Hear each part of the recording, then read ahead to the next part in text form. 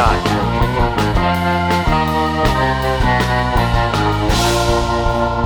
Honestly, after the first couple mags, I started thinking, this might be my new favorite gun. I mean, it's like that much fun to shoot.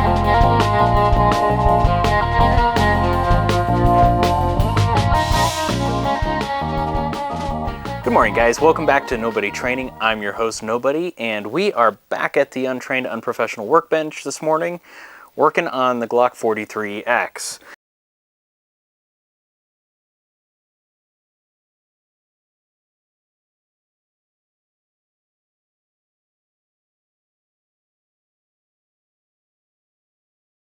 Alright, so the 43 is pretty much cleaned up. Now we're going to go ahead and look at the Ghost ESR, which is the extended slide release. And just to give you an idea, so here is your factory, which for having a little bit of texture, that sure is pretty darn smooth unless you want to try to get your fingernail in there. But trying to operate that, kind of tough. Whereas on the ESR, it has that little nub that sticks out, which adds some dimensionality to it and gives you just the right amount of purchase to be able to drop that slide a lot easier without sticking out too far. So we're going to go ahead and throw that in, which when you do this, you're going to drop your trigger group in, then you'll drop your ESR, then your locking block, and then your pin. There we go. And then slide together. So much easier. So, hey, what is that? Johnny Glock's 4311. You know, I've been looking at these, and supposedly the 4311 kind of gives your 43 that kind of 1911 trigger feel. Yeah, let's put it in. Alright, so I have everything stripped out, and basically you are going to be replacing your complete firing pin assembly, your firing pin safety, and your entire trigger group and housing. So it's basically just a drop-in. Makes it super, super easy.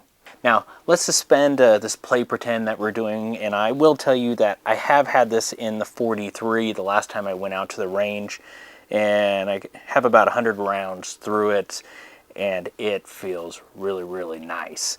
So, but I wanted to show you how easy it is for it to go in, and I also want to tell you about a quick story that I was having an issue with this trigger shoe, and just because of the ergonomics of my hand and the trigger and everything, I sent an email to Johnny Glocks, and it was last Sunday, and a couple hours later I got an email back with a solution to the issue that I was having. So I was very impressed, you know, with the response, and that he took the time to reach out on his weekend, which I'm sure he was with his family and everything.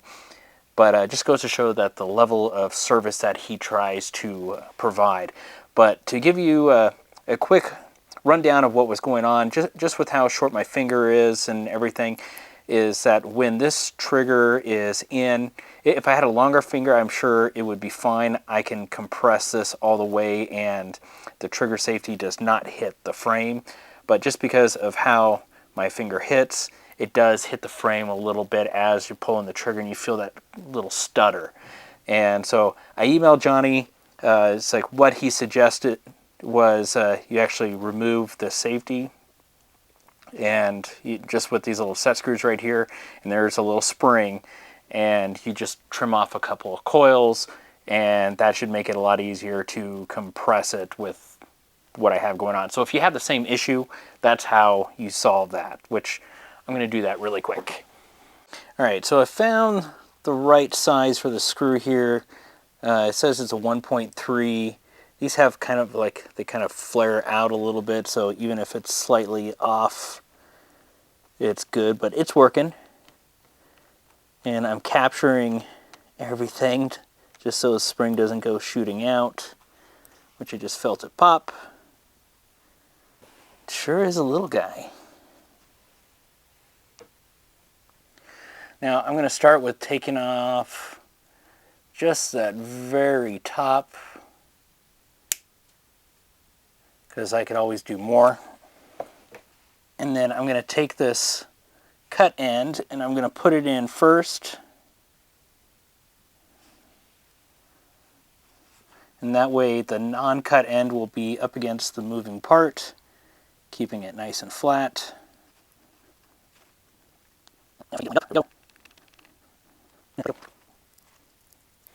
Feels better. I just don't know if that's going to be the ticket. Let me get it installed.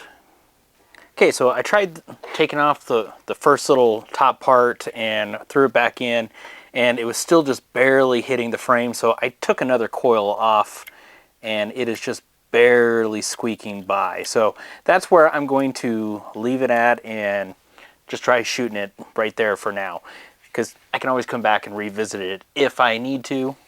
And I'm sure if I screw up, Johnny wouldn't mind selling me another spring.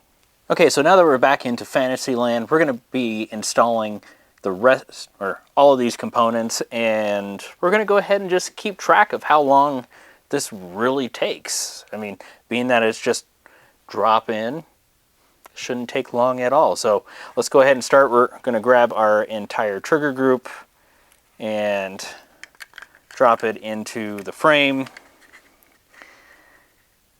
Take our new slide stop, drop that in.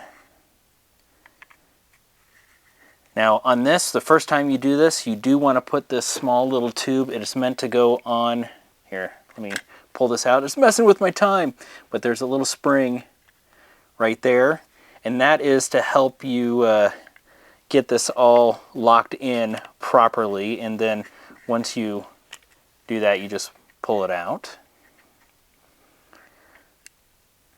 Let's go ahead and get this guy in.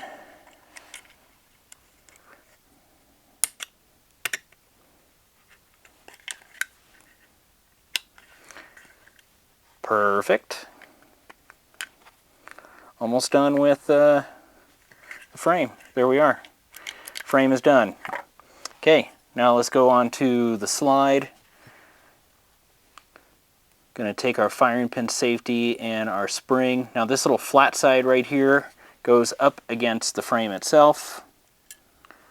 So sometimes if you have a little bit of issues lining it up, just come in with your Glock tool or a punch and just push it in so it clears the slide. There goes our extractor. We're going to take our plunger assembly, our firing pin assembly. Let's go ahead and compress. Compress. Okay. Drop our barrel. Recoil.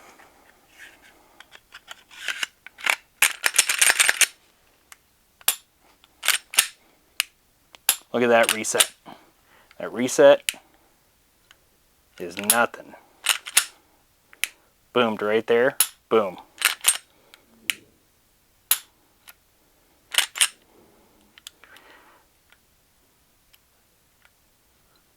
Wall. Boom. Very nice. Big, huge improvement. That's the Johnny Glock's 4311. Really liking that. Clean up my hands. Oh crap, what is that? Dude, it's a Streamlight. Well, might as well put that on really quick, right?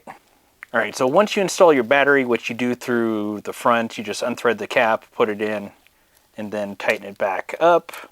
What you're going to do is, this is a little spring-loaded button right here on the left side of the flashlight, and you're going to compress that button and you're going to rock the gun into place. Now it's not locked in fully. You need to thread this on and then tighten it. Ideally this can be used with a coin, like a nickel, instead of a screwdriver, because it wants to pop out.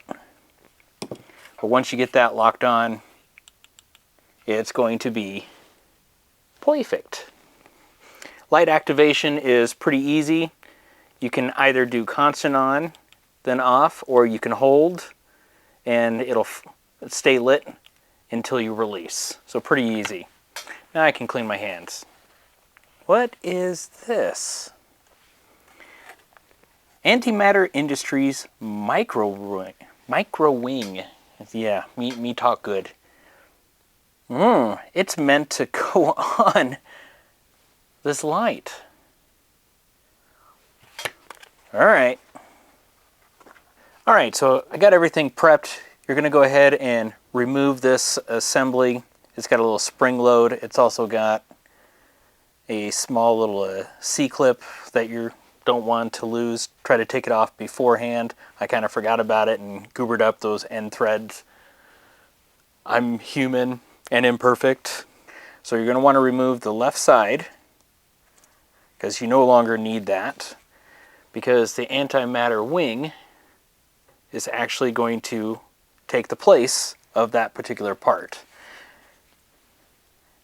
Now go ahead and put that little part, you're going to drop the wing into place, and then using I believe it is a 5/64, go ahead and start threading that in just a little bit. And I am going to use, and you do want to degrease these, which I have already done. And getting started. Don't cross it. Before I sit down, go ahead and do this one. Light. Apparently too much today. See, we'll do this for a loop. We'll probably use this also as a fence. Not gonna do. Okay, cinch that down. Cinch that down.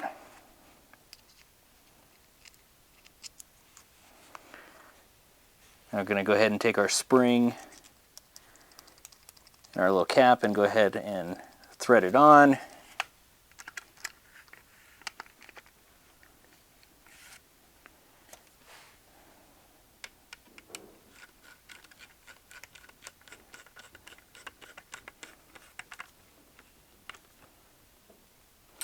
And tight. So now this is spring loaded. So when you holster it, the holster is going to push this up against the frame, and that way it doesn't cause any interference fit. And then when you pull from the holster, it's going to pop open, and that's where you're going to go ahead and put your thumb on, and you just have a nice handy dandy gas pedal. How's that for cool, huh? Okay, well, there we are. Now I can clean. This is like a magical piece of towel here. What is this?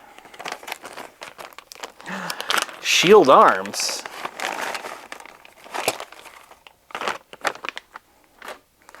Wow. Magazines. 3 of them. And then a magazine catch. Well, I guess we got to put those in now too, huh? Darn. Okay, with these mags, both of them have the same footprint, yet the capacity is different. The Glock factory mag is a 10 round, where the Shield Arms is a 15 round. So you get a 50% increase in carrying capacity, which, you know, when you think about it, is a no-brainer. It's like, why not? Also, what the magical towel gave me is a black nickel finish, you know, which is going to have a nice lubricity that the Glock mag, it's fine, you know, but this just feels like it's going to want to eject out a lot better. So those are the mags.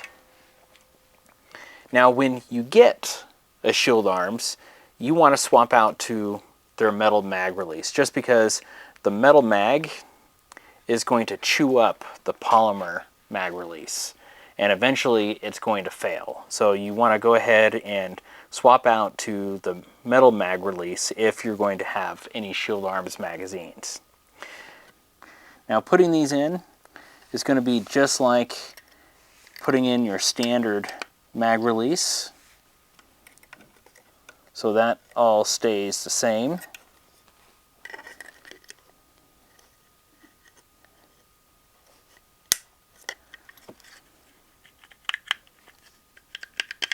And there we are.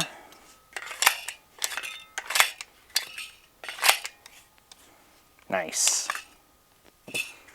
Cool beans. I'll get those pulled out here. Now I can clean up. What the heck is this? A Parker Mountain Machine Comp. Oh, we definitely had to put this one on.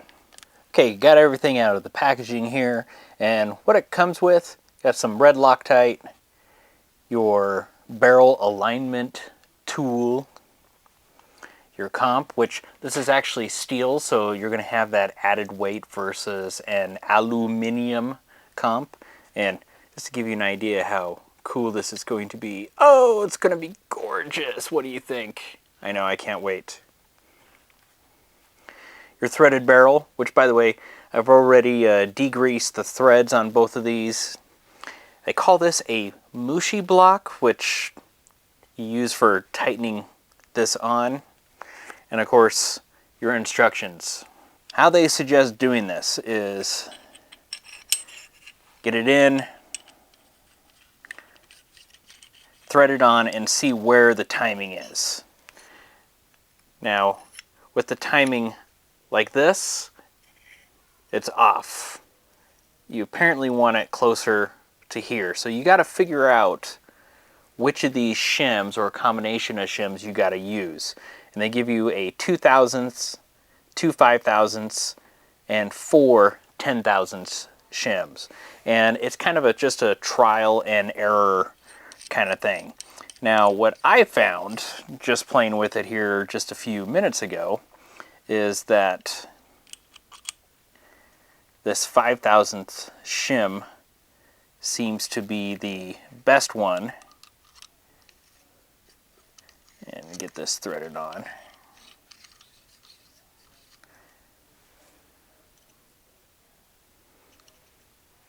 And locks me up about right there, which they say you want this corner to be close to the sight for the timing. So I'm just slightly past.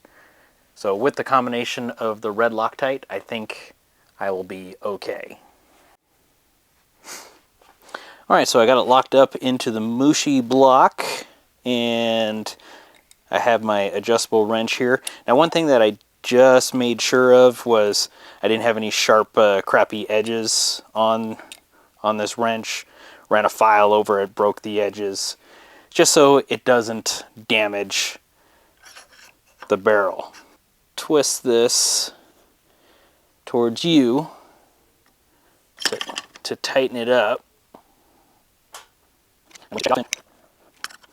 Yeah, it's close. Right, a little more.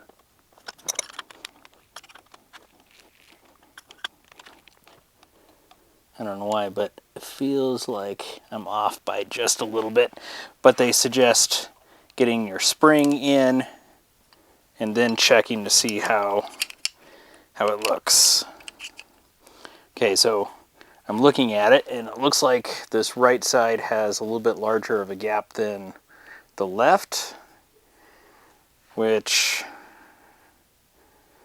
what does that mean? That means I still need to keep going that way. Alright, so I finally got it, and it just took a lot of back and forth trial and error to try to get it to where the sides felt as even as possible. And of course, it breaks loose one way and it goes too far and back, and you know, just like a lot of Mickey Mouse kind of stuff. But I took a so almost a 3,000 shim. It's a .0028, and I checked everywhere just to make sure that I can get the shim in, and I have clearance because I want to make sure that the comp does not impact the slide. And I guess if it does, I can always break the Loctite off and shim it out even farther, which I hope I don't have to, because I kind of like how tight it is looking. Now, I will tell you that be careful if you're doing this kind of thing and you close it, because these sharp little areas right here want to grab onto the meat of your hand if you're coming over and doing weird stuff like that. So just know that. Okay, well, I think we're all... What is this? 15-pound spring, a 13-pound spring, and a 2-piece guide rod.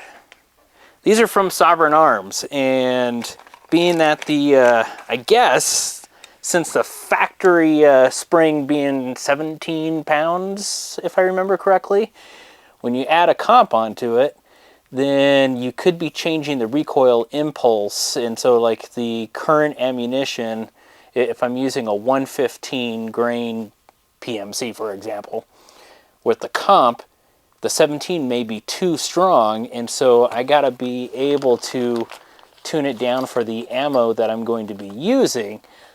But maybe if I could use one of these springs for my out and on the range and training, but use the factory 17 for my carry ammo, if it'll cycle. So if you're using plus Ps or plus P pluses, the 17 may be just right.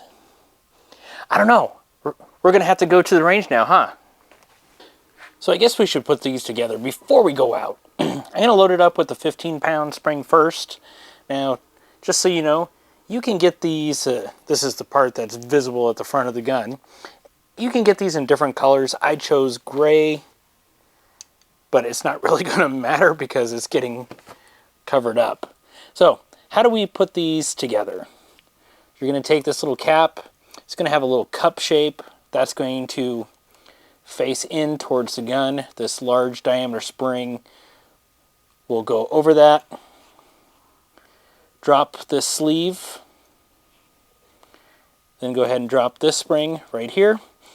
Now this is going to be a test of hand strength and controllability, because you want to compress all this down and then thread like your life depends on it, because, well, your eye most likely. Now once I figure out, you know, whether this one or the 13 is going to be the one, or if it is the one, I will then Loctite this in with some blue Loctite. But for right now, I'm going to leave it as is, just so I can get it off easy enough without damaging that. Now let's go to the range. All right, just to bring you up to speed really quick, it ran perfectly fine with the factory spring.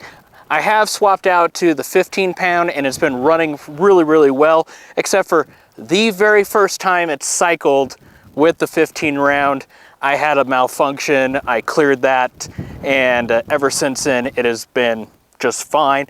What that was, I don't know, could just be a fluke of something, but I don't know. So, but that was like 150 rounds ago, no issues. Now, just to give you an idea of how this is going to recoil and operate, I got a piece of steel 10 yards from me. It's freshly painted. So we'll see how it goes. I'm not going to try to burn it down. I'm just gonna pull the trigger when I see the dot on the plate again, without being super slow. And of course, battery dies. Yeah. All right, let's try this again.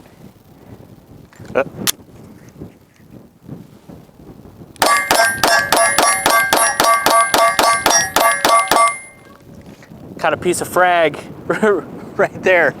The dangers of shooting steel close. That's why you wear iPro. Let's go look at the target.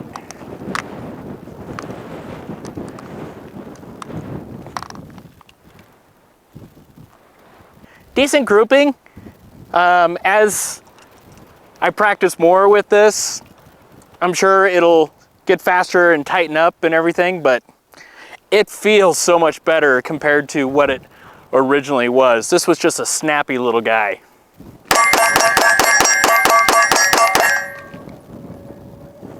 I never lost track of the dot.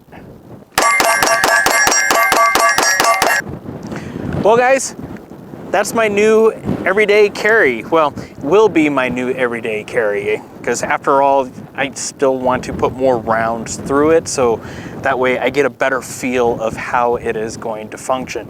Now, in this configuration, you know, I'm at about 250 rounds. I'll finish that box, it'll take me up to 300, and I still want to get to about 1,000 through it before I shove it in my pants. Did that need to be said? I want to get to 1,000 just so I can know it's reliable and it's something that I can depend on. And plus, you know what, the other thing is with this new little wing and the comp, you know, I'm trying to figure out, you know, the consistent pressure that I need to have on it, because I notice that when I overpressure it, I tend to dip my shots. And, you know, that's, you know, obvious. Well, it's an obvious statement. You put too much downward pressure, it's going to shoot low. But trying to get that consistent pressure is going to help. But overall, I've been thoroughly pleased with how this is performing. It's, honestly, after the first couple mags, I started thinking, this might be my new favorite gun. I mean, it's like that much fun to shoot. And so I'm looking forward to coming back out here and putting more rounds through it and really put it through its paces and to test what I can do with it, because this thing's fun. It's a joy. And yes, I put a lot of money into it, and some of you might be thinking, it's like, well, you put too much into it, and you know, it's like you didn't have to do that. Yeah, I didn't have to, but in its stock configuration, it wasn't that enjoyable for me. It's like I didn't sit there and think, man, I can't wait till I get to go out and shoot it again. So having this set up to a way that encourages me to want to go out and practice and get better with it and have fun with it, because practicing is fun. I mean, let's admit it, it's a ton of fun. It's worth the money to me. And if it makes me a better, more consistent shooter doing it, I mean, why not? Do you need to do that? Well, that's completely up to you. Is it worth it for you to do what I did? Well, that's completely up to you. To me, it's hella worth it. Thanks for watching, guys. I'm gonna go shoot some more.